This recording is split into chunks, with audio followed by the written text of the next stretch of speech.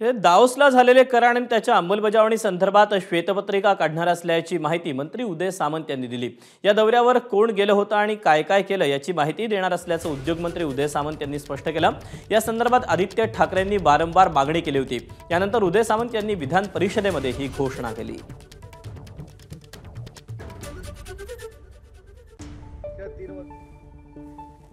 MOU झाले, किती उद्योग विभागाचे झाले, किती एमआयडीसीचे झाले, किती अदर झाले आणि त्याची अंमलबजावणी काय झाली याची नक्की श्वेतपत्रिका उद्योग विभाग काढेल, हा या सभागृहाला मी शब्द देतो।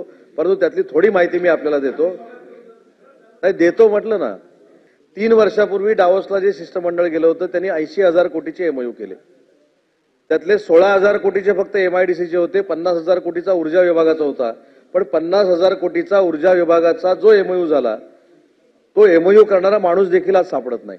आम्ही 3 वर्षामध्ये किती प्रकल्प आले, किती प्रकल्प गेले, एमओयू किती झाले आणि त्याची अंमलबजावणी किती झाली याची श्वेतपत्रिका काढू।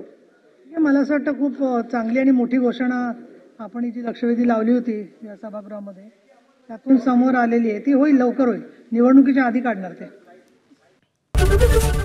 एबीपी माझा, उघडा डोळे बघा नीट।